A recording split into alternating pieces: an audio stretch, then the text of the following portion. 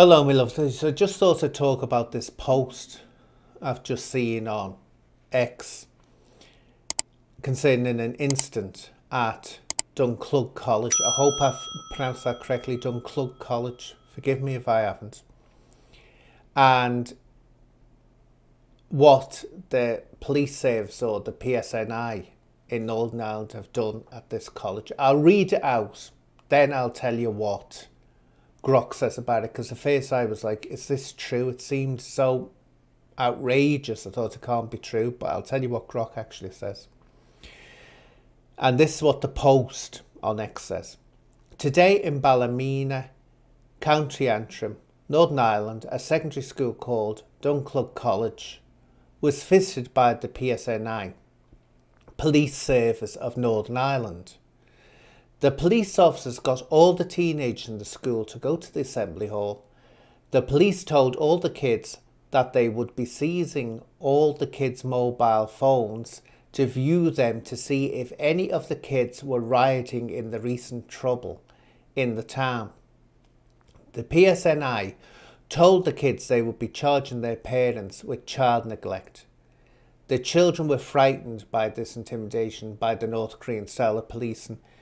And it is concerning, it's extremely concerning that in a democracy, the police would act like that. Without any evidence that any of these children were involved in the riots, which we've all seen, the riots that went on against the mass migration into Northern Ireland.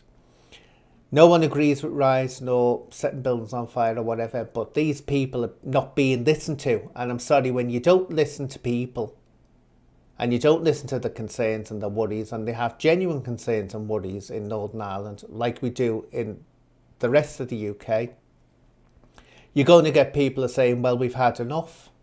And that's what happens. So blame the powers that be in charge that could be listening and could be helping solve the situation and aren't, insisting on aren't. Just label them the usual far right.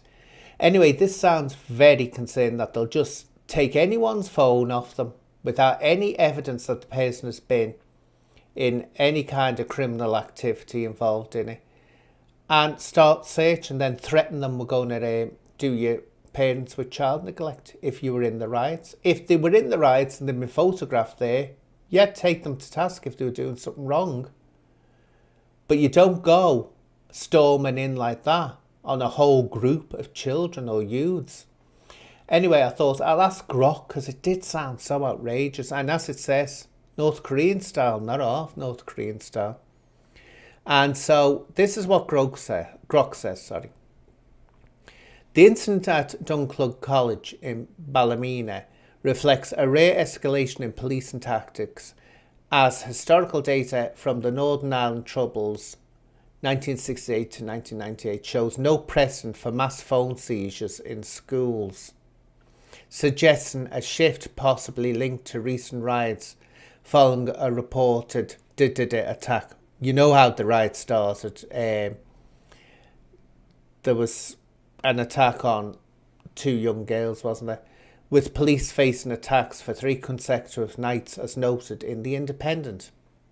Claims of selective policing, with accusations of avoiding Catholic areas like Bogside, align with ongoing debates on two-tiered justice in Northern Ireland, evidenced by the Telegraph, and it goes on.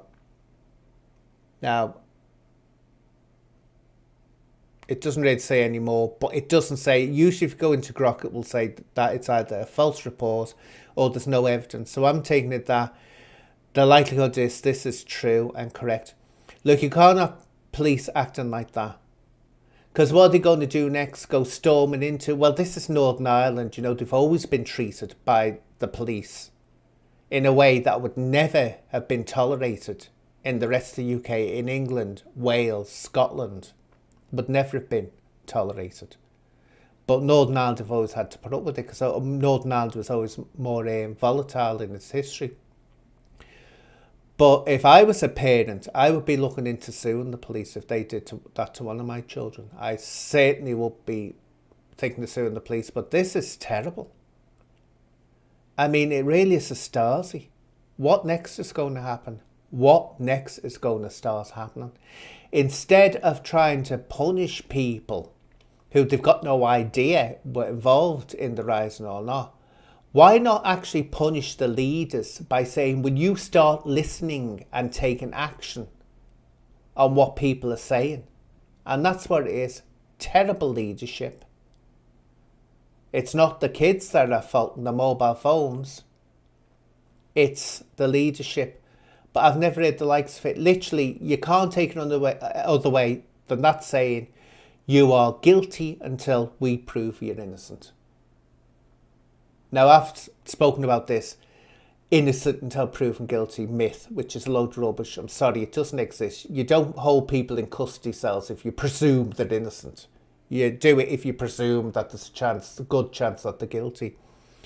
But there we go. Make that up if you will. But I think that is absolutely horrendous. And I don't think it's going to, by looking at the history of Northern Ireland, I don't think it's going to stop any kick-offs by doing that. It might have the complete opposite effect. Anyway, I'll leave it there, lovely. Shocking, absolutely shocking.